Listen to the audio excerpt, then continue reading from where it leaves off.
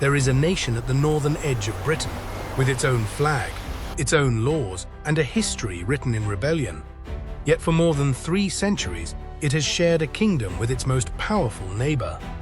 Its castles have fallen, its clans were scattered, and its crown disappeared, but its identity never did. You can still hear it in the pipes, the Gaelic names of the mountains, and the voices that insist this land is more than a region. This is Scotland, a nation without its own crown, but one that never surrendered its soul.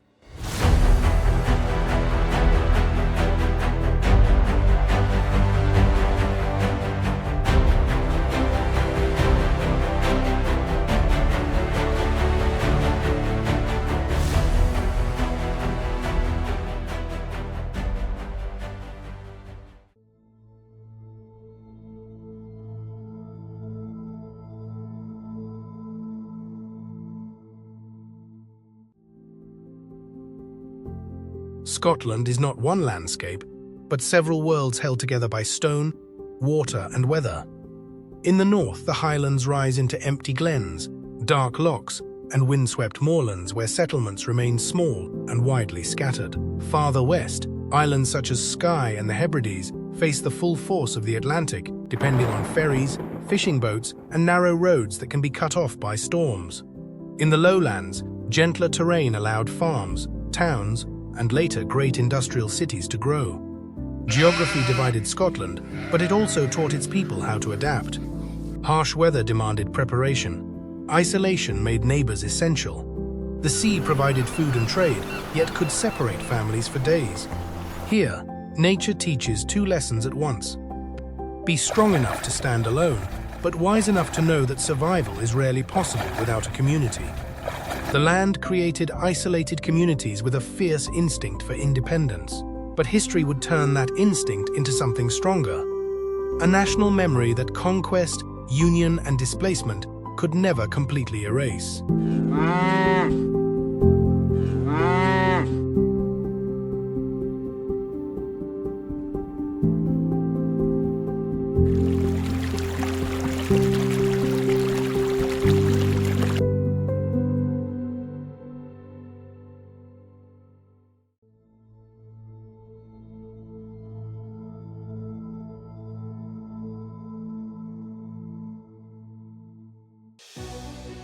For centuries, Scotland fought to remain more than a northern frontier.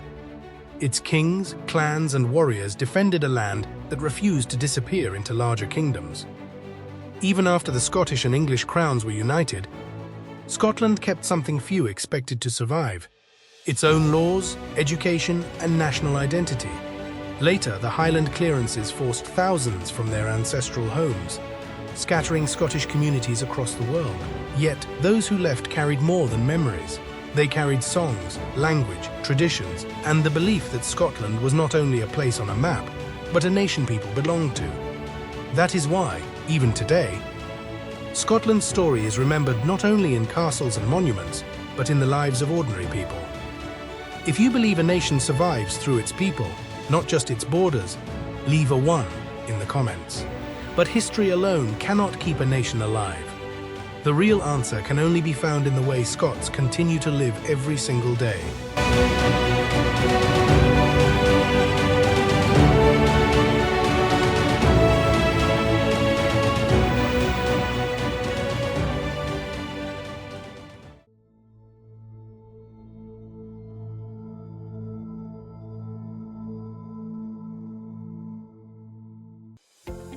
For many Scots, home is not defined by cities, but by the communities that have endured for generations. In the Highlands, sheep still graze across rugged hills, where farming follows the rhythm of the seasons rather than the clock.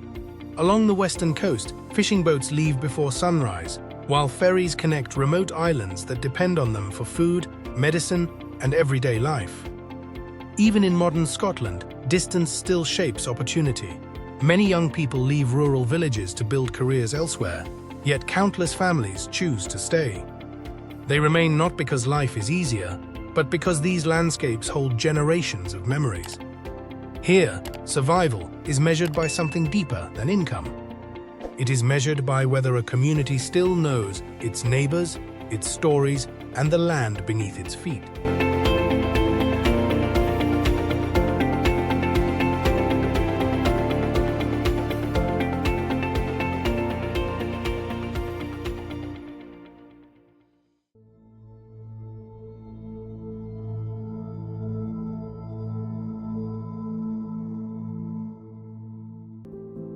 Scotland's identity is not preserved behind museum glass. It lives in everyday rituals. It is heard in the sound of bagpipes echoing across a valley, in Gaelic place names that still describe the land, and around family tables where recipes have been passed down for generations.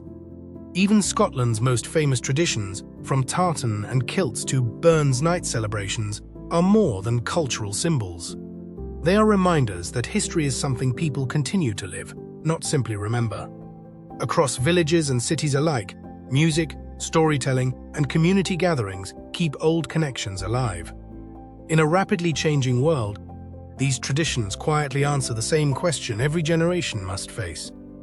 Where do we truly belong?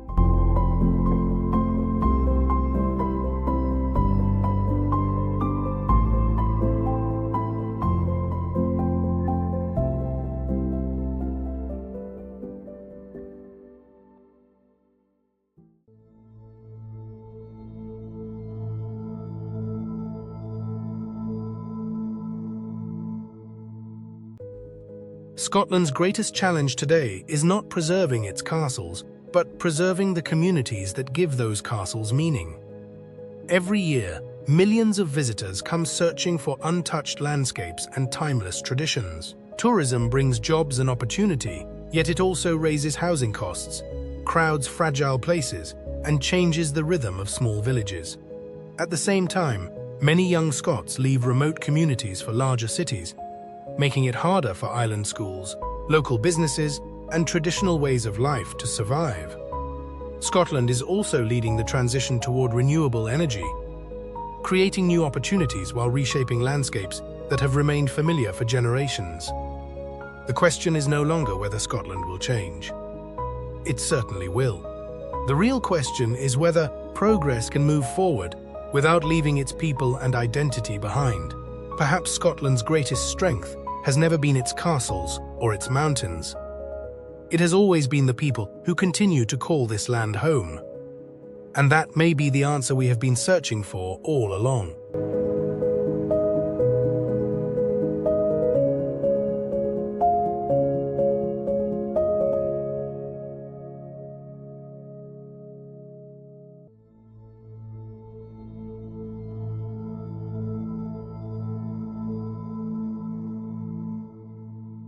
As the sun sets over the Highlands, it becomes clear that Scotland's greatest treasure has never been its castles, mountains, or legends. Those are only the symbols. The true strength of this nation lives in the people who continue to protect their language, celebrate their traditions, and choose to remain connected to the land that shaped them. Scotland has changed countless times throughout its history, and it will continue to change in the years ahead. But perhaps identity has never meant standing still. It means carrying the past forward while making room for the future. That is why Scotland is more than a destination. It is a reminder that a nation's soul is not measured by the power it holds, but by the stories its people refuse to let disappear. And as long as those stories continue to be told, Scotland will remain exactly what it has always been: a nation without its own crown, but never without its soul. If you enjoyed discovering the hidden story behind Scotland, don't forget to like this video, subscribe to Hidden Worlds, and turn on notifications so you won't miss our next journey into another extraordinary place. Which hidden country should we explore next? Let us know in the comments below.